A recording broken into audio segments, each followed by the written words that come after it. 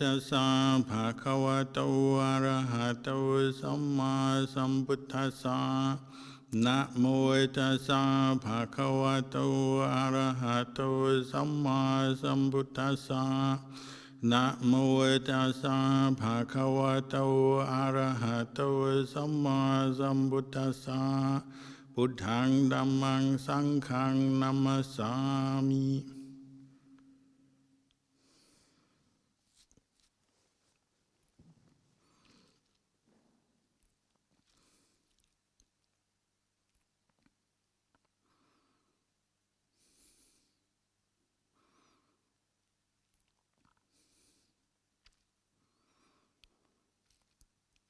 Practicing in the Sangha of Ajahn Chah's tradition. And one of the blessings of that is that you have lots of Dhamma friends, both monastic and lay practitioners. Nowadays, lots of friends all around the world, and not just in your locality. And the longer you stay in the robes practicing, then you get to know more monastics, more lay practitioners, and you gain a lot from that. Gain the benefit of Kalyanamitta, having fellow Dhamma practitioners who can be inspiring, good examples, share their understanding of the Dhamma with us, give us knowledge, information, material support, and so on. We get lots of benefits from living in the Sangha. But of course, one thing is that as you live together, you all get older.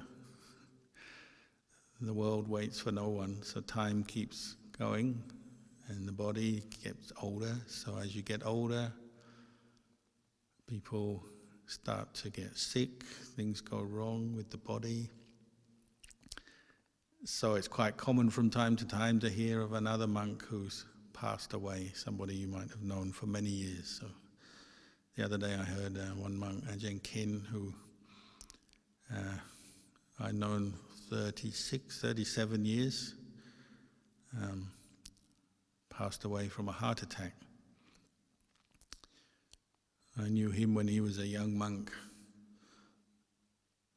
living in northeast Thailand. You meet many junior monks, and he was one who was always considered very tough, a very reliable character, dedicated to the practice, dedicated to teaching and serving the community. So it's a loss when a good monk passes away. I remember when he lived, his monastery was in the north of northeast Thailand, in a province called Loi province, which is considered one of the colder parts of Thailand. Nowadays they've imported grapes from countries like Australia, Europe, and they grow grapes there because of the cold winters, and the other fruit and vegetable that likes cold climate. And it's also a province associated with forest monks because there's lots of mountains and forest. It's on the Laotian border. So many years ago, one of Luang Por Chah's senior disciples, Luang Por Jan, who was Ajahn Kalyano's teacher, was offered some land up there, and he sent Ajahn Kalyano, very junior in those days, to become the senior monk or an abbot in a monastery. But anyway, he was sent up to live on this hillside in Jamwat Loi province. And I remember the first year he was there, we went up to visit him to give him support, because he was kind of many hours away from Ubon, where most of Ajahn Chah's monks lived. And I remember we went up for the Katina ceremony, which you have once a year at the end of the rains retreat. So that's around November time, which in Thailand is the beginning of the cold season. And most people think of Thailand as a hot country where you go for a holiday maybe, but it can also get quite cold in the winter, especially if you're living outdoors in the forest. So I remember we drove up from Wat Pananachat in Ubon in the back of an open-sided pickup truck, a few monks, along dusty dirt roads for about 7 or 8 hours. Took all day, it seemed, to get there. We arrived in the evening or the late afternoon, hot, dusty, tired, sweaty, as was the way in those days. No aircon in the vehicles. It's just open-sided. Your aircon was the wind.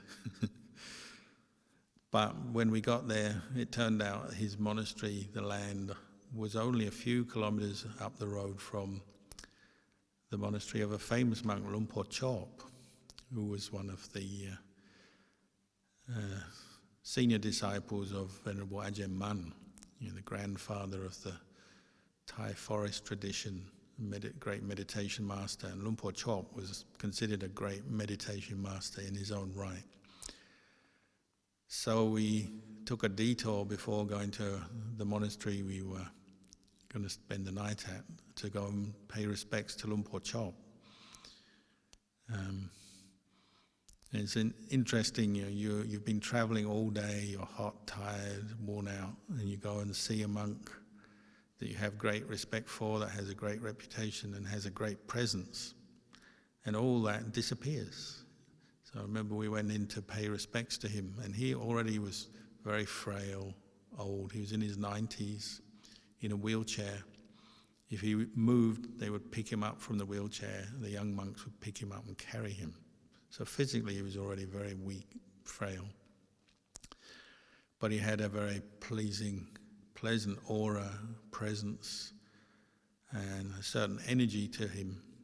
So we paid respects and had a little chat with him, which took away everybody's feelings of tiredness. So I remember just observing how you can be completely exhausted, but when you get the joy of meeting a well-trained monk, you might say an enlightened, fully awakened arahant,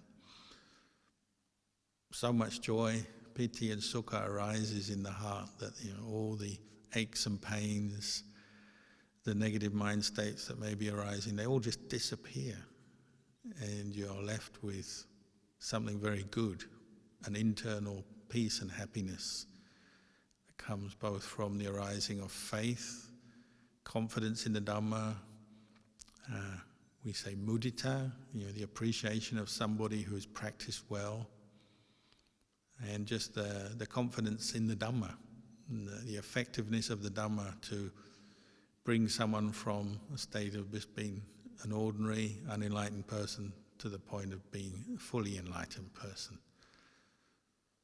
So we were all very happy. Didn't understand so much Thai in those days, but nevertheless, didn't matter. You didn't need to understand a single word for that happiness to arise.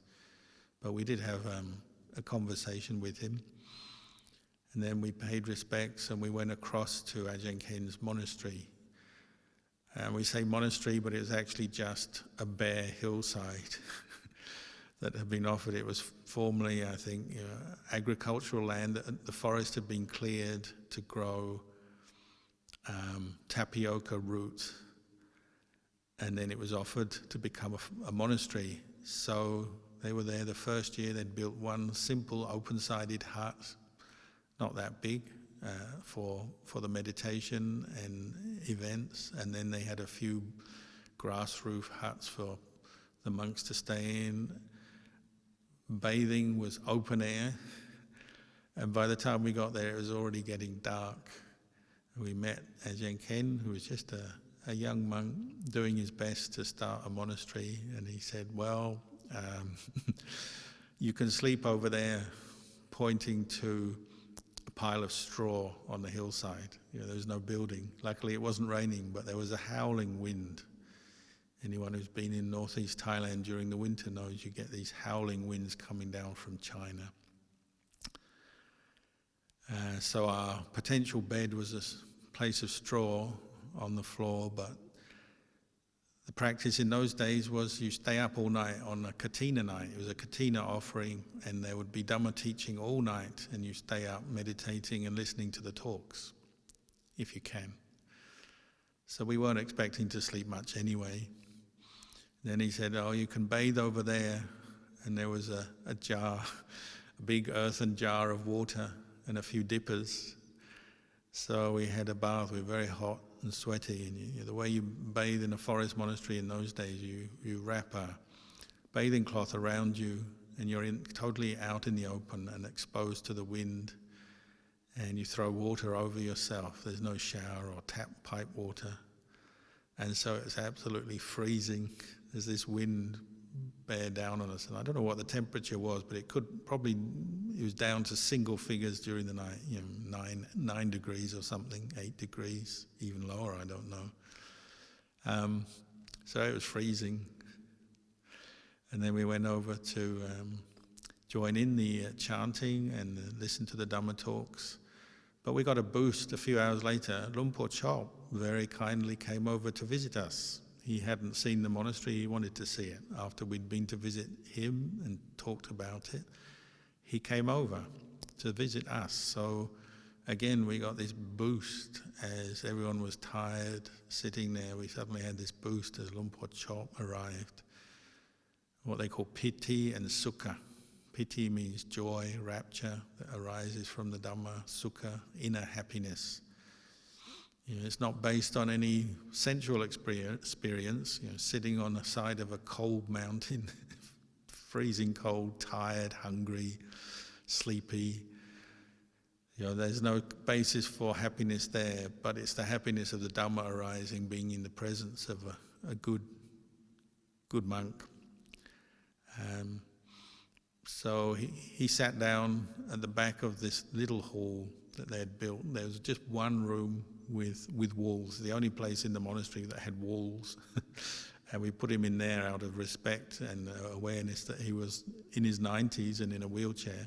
So they carried him, put him down, and we spent a few hours talking to him, massaging his feet for him, which is something you do for senior monks in our tradition.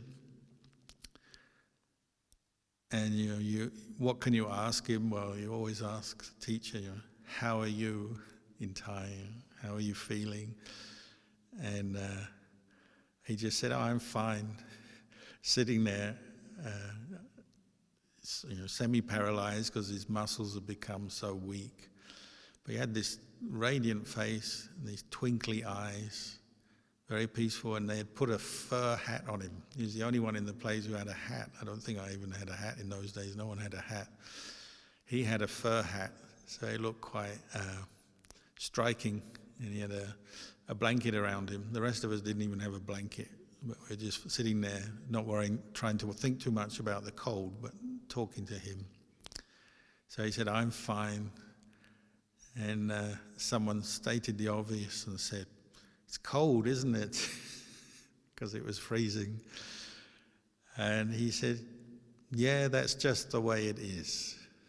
And I can still remember today, it's just the way it is, which is a very commonly used phrase by the Thai teachers. Because that's when your mind is peaceful and clear and understanding the way things are, the way it is. That's how you respond. There's nothing much to say. You don't complain about the cold. You don't make a big fuss. You just say, "Oh, it's just the way things are." So he said that, and it's always resonated with me. It stuck with me over the years. That that's the beginning of our practice, learning to be at peace with the way things are, and it's the end of the practice. You're at peace with the way things are. And he was obviously somebody who was very at peace with the way things were on that very cold evening on the side of a hill in Leh province. He'd spent his whole life wandering the forests of Thailand until the later part of his life, where he settled down in that area and built a monastery. But earlier in his life, he'd spent many, many years wandering around the forests of Thailand, Laos, Burma, And we already knew at that time, he's renowned for his patient endurance, living in the forest in very difficult conditions, facing disease without much medical help, staying in places where the people were so poor, the food was very, very limited.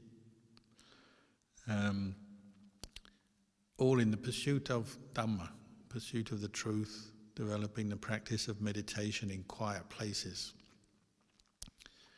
And he was considered to be somebody who had maybe the foremost psychic powers. He developed his ability with the mind, his samadhi and his jhana, to the point where his psychic powers were very, very well developed. And he was known for that, even though he didn't really talk about it, as monks don't. They don't tend to talk about these things, but those who were close to him did sometimes get little bits of information and became aware that he had great ability with his mind. But he was also known for his great endurance. When I first came to Australia, we used to visit sometimes Lumpur Bunyarit, who lived in Adelaide, and he had been a student of Lumpur Chop, and he told us how when he first went to stay with Lumpur Chop, he just followed him.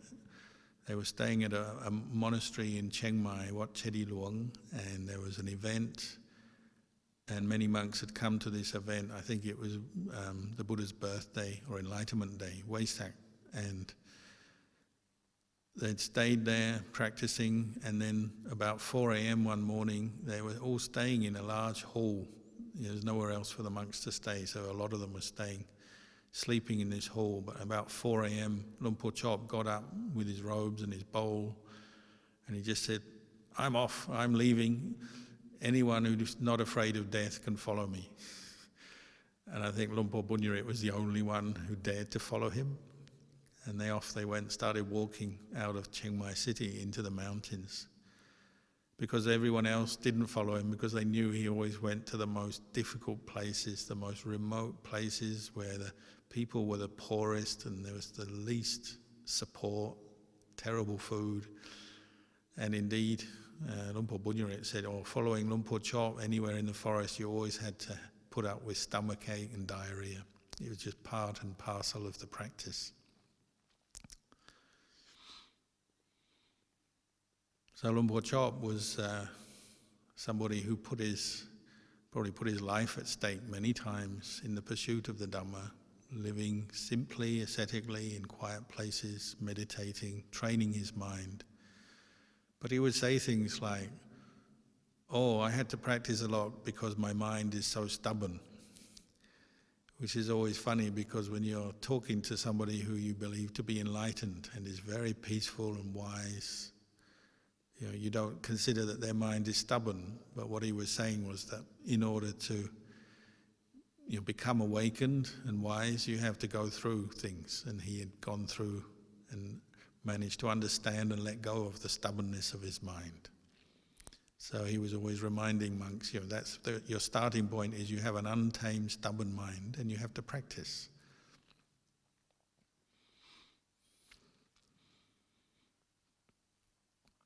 So that's my memory of that, visiting that monastery, visiting him and my friend Ajahn Kalyano, who sadly passed away from a heart attack.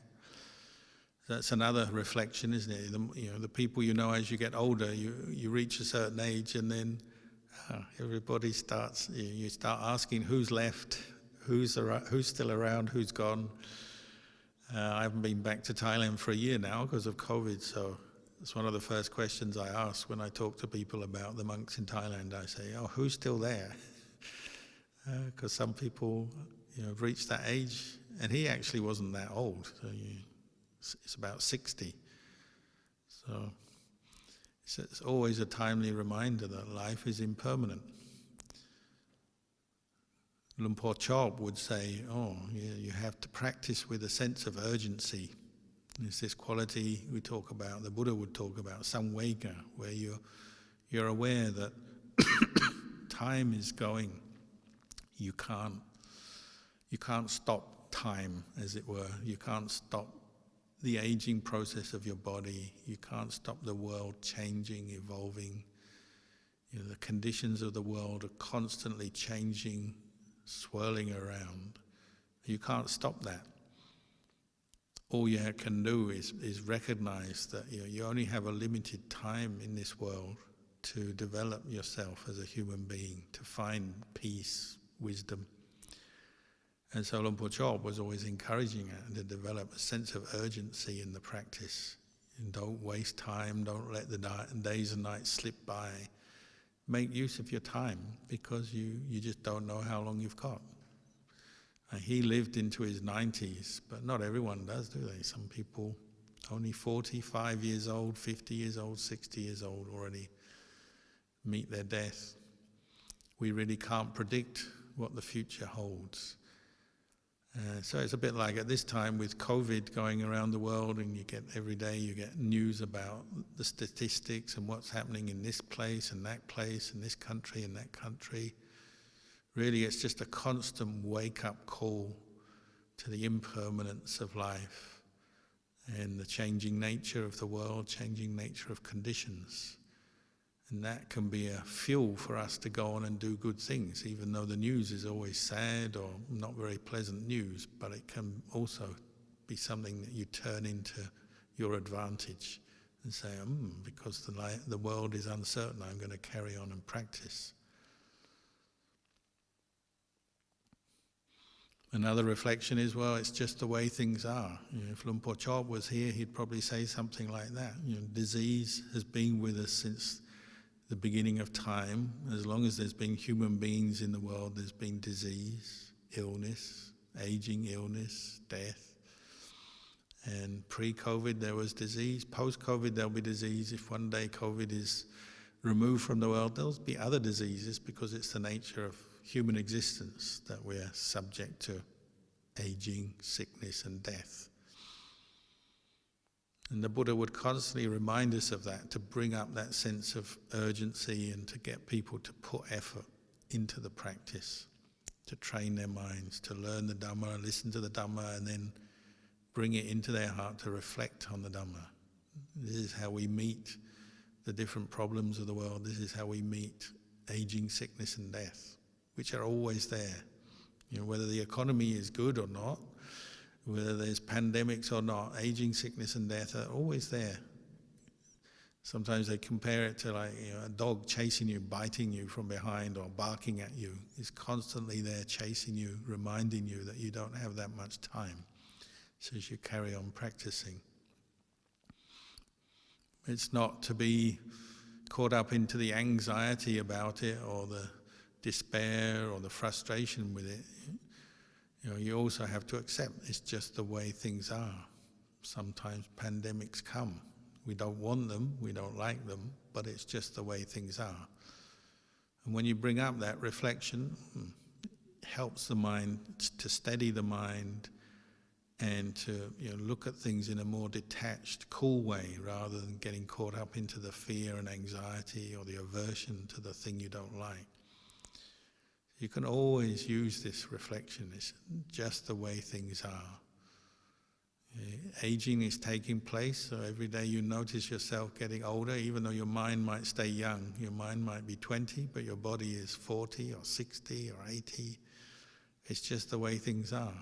Bodies get old and they start to degenerate. They get sick, they get injured, they get sick, they wear out. And ultimately they must end. They don't last forever. In a way it's a blessing. Death is a blessing, because usually by the end of your life, especially if you're in old age, you're experiencing a lot of pain and suffering. So death can be a form of relief in that sense. But these three things, aging, sickness and death, are the three things we don't want, but we get for sure. Nobody wants them, but everybody gets them. And getting what you don't want is part of life. You just look at those three simple truths. They're telling you something. They're telling you, giving you a lesson. Not getting what you want is part of life, and this is what the Buddha talked about. how to be ready for that, how to deal and cope with the fact that you won't get everything you want, because we all have to experience aging, sickness and death. But it's just the way things are. You can't blame anyone for that, aging, sickness and death. It's the nature of this human body. The Buddha said, contemplate your body to see what is it. It's made up of elements, physical elements, air, liquid, earth, temperature, fire. Nowadays we'd say things like chemicals. The body is made up of all these chemicals. And it's just the way they are. They come together and they're reacting, and it's a process, a natural process. Cells are born and then age and divide and die. And the body is changing. And as it's aging, things start to wear out. But it's just the way things are. That's how a human body is. Whether there's COVID or any other problem in the world, this is going to keep going because it's the way things are. It was like this in the time of the Buddha. And if there are still human beings, if we haven't blown ourselves up or done something to the world and ruined the world in a few thousand years' time, it will still be happening then. Aging, sickness and death are just part of nature. So rather than suffering with those simple truths, we learn to understand them, and this reflection it's just the way things are. So much of our practice is developing the skill, the ability to reflect on our experience, understand it better, because that's where peace and understanding comes from. And developing mindfulness of the body. When the Buddha taught mindfulness, he taught a whole package. Mindfulness of the body, mindfulness of feelings, mindfulness of the mind itself, and mindfulness directed to the Dhamma, the process, say how suffering arises, how suffering ceases. These are the 4 satipatthanas, the 4 foundations for mindfulness.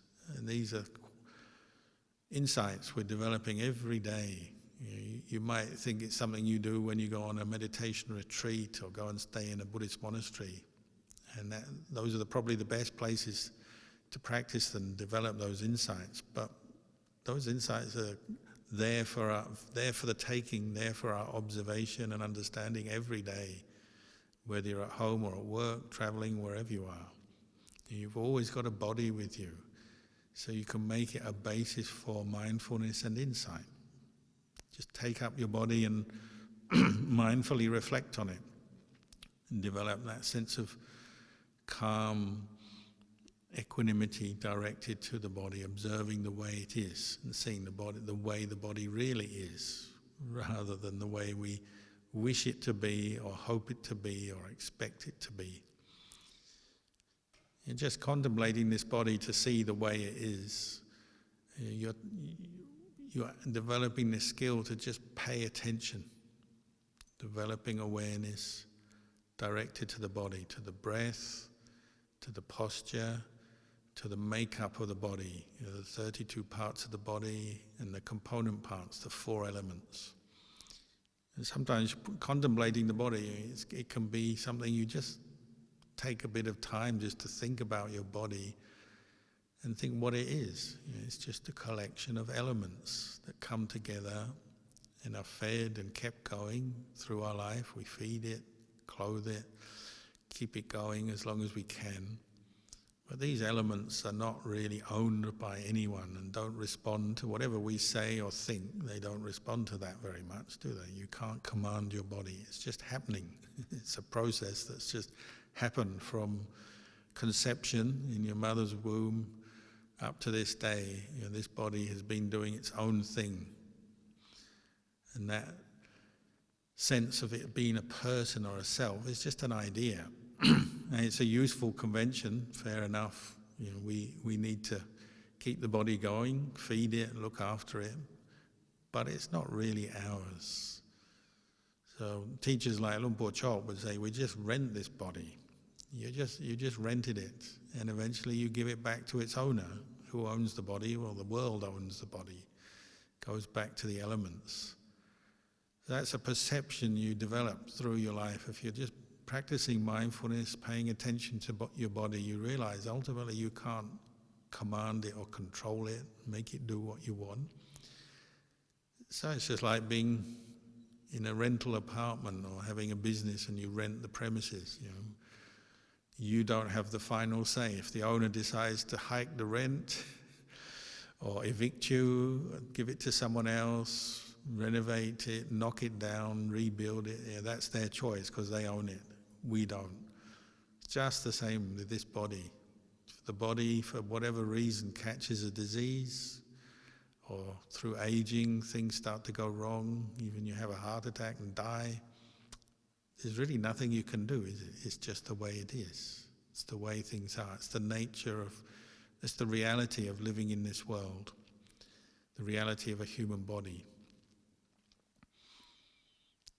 But the Buddha in his wisdom encouraged us to learn from this, not just to give in, sort of give up in frustration and despair and say, oh, I can't control my body, I'm going to get old and sick and die and fall into depression. That may happen. We do often get depressed about our physical condition if we do get ill or things are going wrong. But the Buddha encouraged us not to do that, to raise our awareness higher than that and say, well, what is this body? Really see it for what it is, a collection of component parts, elements that you can't control. You can't stop it aging or getting sick. And that insight is the insight that sees it's just the way it is. It's just the way things are. And then when you have that, your mind goes quiet. The opposite is not accepting the way things are, so we complain. We follow that assumption that, oh, this body is mine, I want it to be the way I like, look like I want, feel like I want, be strong, healthy, stay young. And then we suffer because of it. And we look to blame someone. When it gets old, we look to blame someone, blame ourselves, blame another person, blame the world. Like being on that hillside in northeast Thailand all those years ago, the wind comes and you're freezing and you can't sleep a wink because it's so cold. You could sit there blaming the abbot for not building you accommodation, or you could blame China for sending a wind down. Or if you believe in the gods, you could blame the wind gods for sending such a cold wind to make life unbearable. But you can't really, can you? None of those things are true. That's just your imagination looking to blame someone and complain about the way things are. Better to just establish mindfulness and say, oh, cold wind feels like this. It's just the way things are. Luang Por Chop, the Arahant, that's the way that's the reflection he gave on that particular occasion. Oh, it's just the way things are.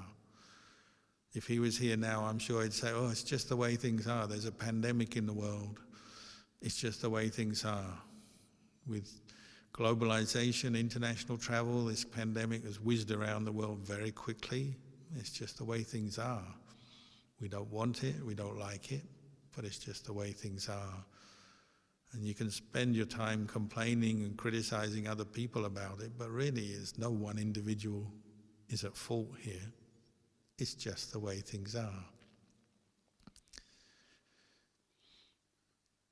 So the way we practice is developing this ability to be mindful of the way things are in the body, the feelings that we experience, the pleasure, the pain, the neutral feelings, whether they're in the body or just mental pleasure and pain.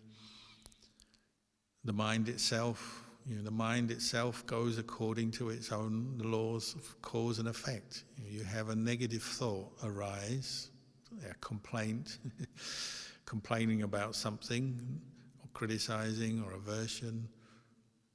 That arises from a cause. When the cause changes, another cause comes along, that mental state passes.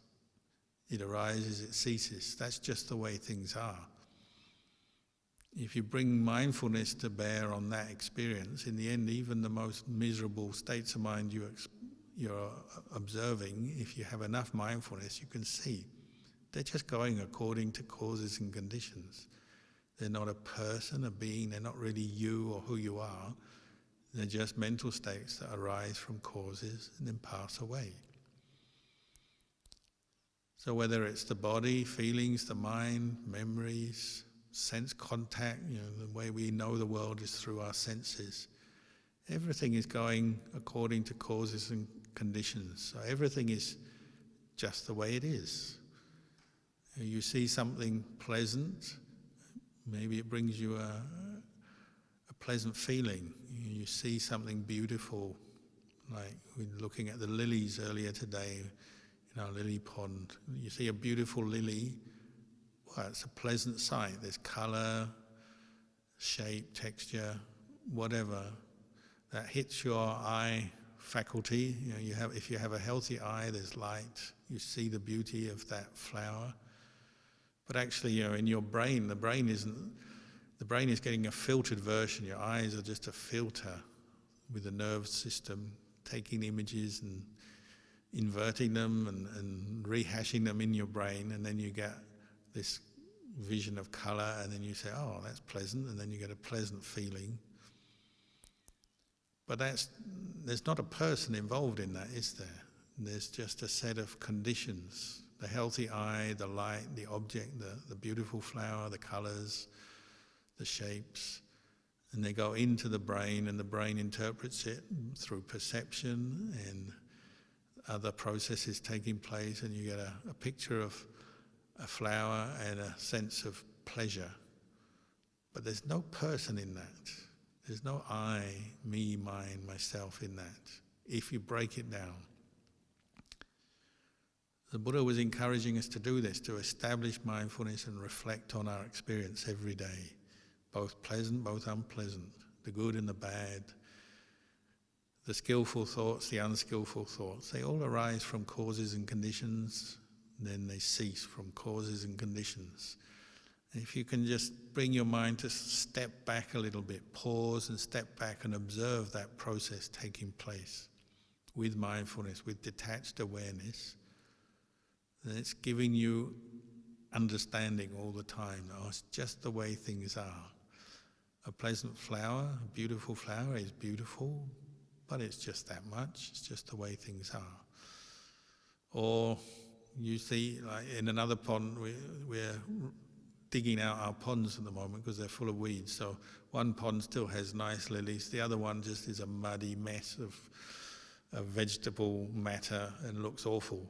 So that one's really ugly, but it's just the way things are. You can move your eyes from one pond and see nice, beautiful flowers to another pond and you just see mud, mess, dirt. But they're just images that come into the eye, into the brain, through the nerves, and then you give them interpretation, sanya, memory, perception. One is beautiful, one is ugly, but they are just the way things are. In that instant, in that moment, you see something ugly, oh, it's just an ugly image hitting your retina, or it's a beautiful image. If one is truly mindful and reflecting, then it can be just that simple, seeing beauty, seeing ugliness. But what we tend to do as human beings is we get distracted all the time. We lose our awareness. We're not detached. We're not equanimous, and we get caught into the mental proliferation that is triggered by that experience. So, beautiful flower, I like this, I want more of this. Maybe you get into the details of it, what kind of lily is that? From what country did it originate? What's its name? And off the mind goes, caught up in all the details of the perceptions of that experience. That's our more common experience, isn't it? When we're not seeing the way things are, the mind whizzes off into its moods and mental states. And we create pleasant moods and unpleasant moods and different attachments from that. And that fills up our mind most of the day, doesn't it? Constantly thinking, attaching to those thoughts, the thoughts and the memories, bringing more thoughts and memories. Much of our life we're actually living on that more superficial level. The thoughts we have in our mind and the communication, the verbal communication we have and language, this is the more superficial description of experience as human beings, isn't it? We give names and labels and language to everything. And then on the one hand, that's an amazing skill of human beings, that we can label everything and analyze everything, give it its labels and descriptions, and talk about things and create stories and ideas, link them together and communicate them to each other. On one hand, that's very amazing. But on the other hand, it's prone to problems and suffering, because we end up getting caught into the stories and the labels of the mind all the time. And we lose awareness of just that pure experience, which is the way things are. If it's the world of thoughts, our inner thought world, thoughts are just thoughts. So that's the real pure experience. A thought arises and it's just a thought arising. The thought passes away, that's just a thought passing away. Another thought arises, it's just another thought. If we maintain our mindfulness and we're observing our inner experience, it may be just as simple as that, observing thoughts arising, passing away, some good, some not good.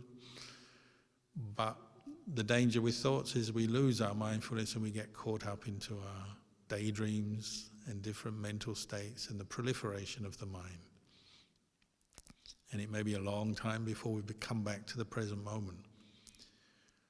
So the Buddha was encouraging us to develop mindfulness every day, in every posture, every activity, every moment our breath is going in and out. That can be a basis for mindfulness practice.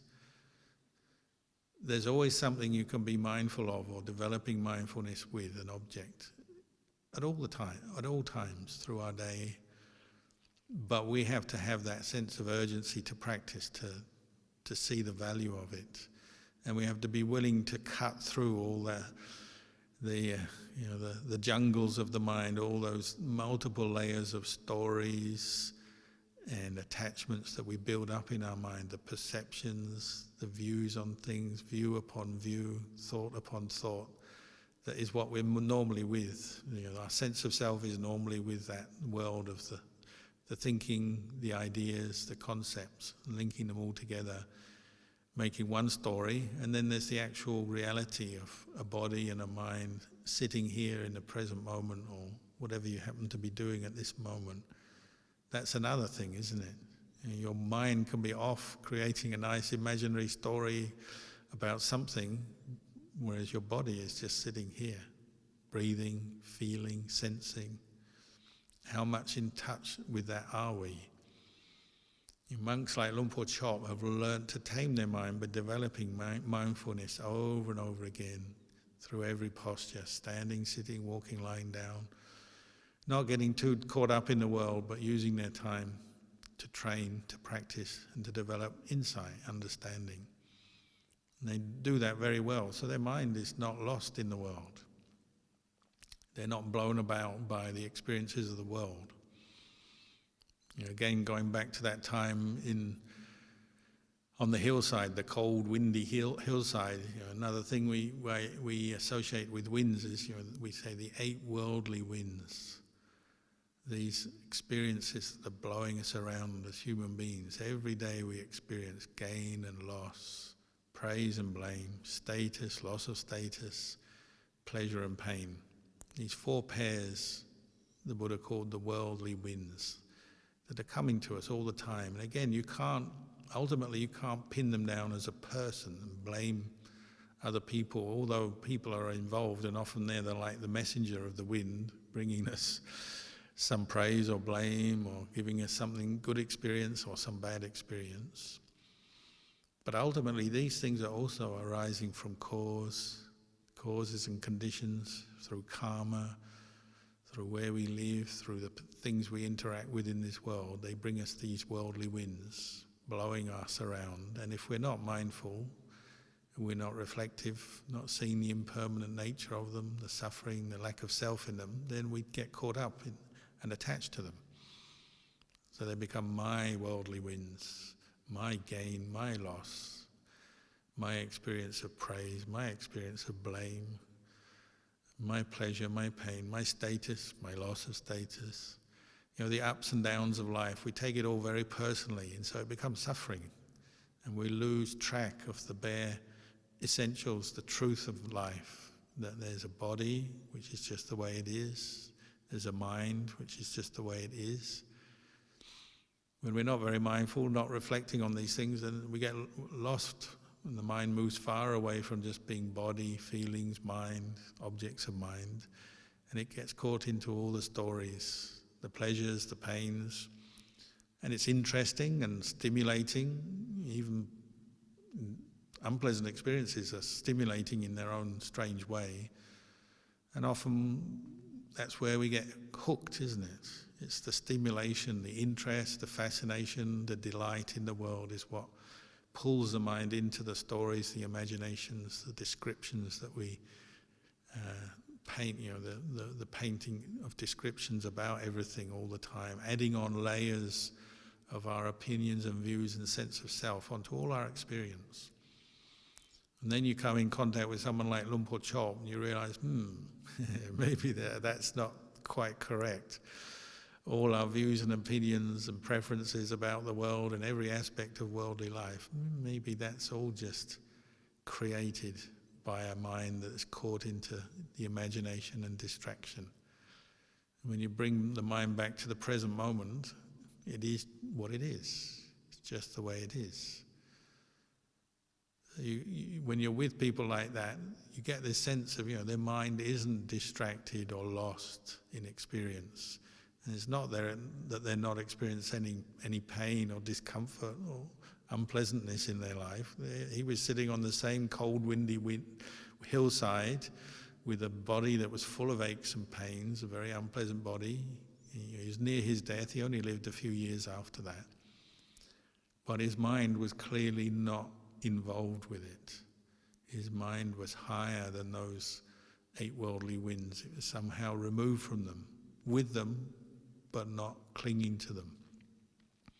As the Buddha said, there's the lotus leaf, and then there's the drops of water on the lotus leaf. But the lotus leaf, it doesn't. Those drops of water, they don't stick to the leaf. If you move the leaf, they just roll off.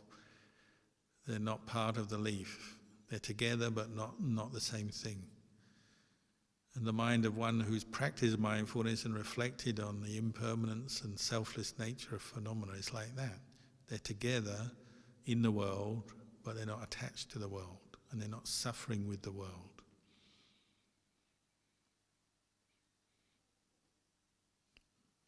Sometimes when we think of the Buddha, we can't help but sort of make him into some kind of God or supernatural being, special being, but really he also was another human being. And if you read the suttas, you can hear read about the life of the Buddha. The Buddha got hungry. He felt hot, heat and cold. He walked around India barefoot. He got blisters on his feet and needed his feet to be massaged and rubbed because they were aching. As he got older, he got aches and pains through his body. He got blisters and he got bruises. He got sometimes he got ill. He died of dysentery. The Buddha also had to experience this normal suffering of a human being, but he knew that's just the way things are. He said, my body's like an old cart strapped together. The wheels are falling off, the boards are all falling apart, everything's falling apart, but it's just somehow managing to keep going. And then he died. So it's not like the Buddha was in some exalted state, always free from the suffering of the body. He still had to go through the suffering of the human body, but his mind understood that it's just the way things are. He didn't create suffering out of it. He didn't take it personally. It'd be crazy, wouldn't it? When you get ill, to always be blaming other people for your illness. We do that, especially with infectious illnesses. I got it because of that person. Maybe they gave it to me. When someone coughs, and you're like, they're going to give me an illness. But really, your body gets ill because it's fragile and subject to illness. Sometimes you might suspect you've got someone else infected you, but you don't really know. You'll get infected anyway. You get it off the surface of a table. All the research says, you can get it off surfaces. So you can't blame that on anyone. It's just the way infectious diseases function, and you can't blame anyone for that. Or maybe you try blaming the government. Oh, the government aren't doing enough with quarantine and vaccines and doing enough to protect us. But the government gets sick as well. Anyone who's in the government is just as prone to illness as we are. No one's immune from this. Aging, sickness and death are just the most normal things in the world. But we have to address that by bringing mindfulness and insight to it, reflecting on it. That's just the way things are. It's not what we want, we accept that, but we have to accept it's just the way things are. We don't like it, we don't want it, but it's the way things are, and it's this motivation to keep practicing. Every time you hear the news another person has got COVID, even unfortunately another person has died from it, that's a message to us, isn't it? That's a heavenly message saying, practice more. Use your time while you are healthy, while you've got the opportunity to hear the Dhamma, meditate, practice dana, help people, do good things in the world, do it, because you don't know how long you've got.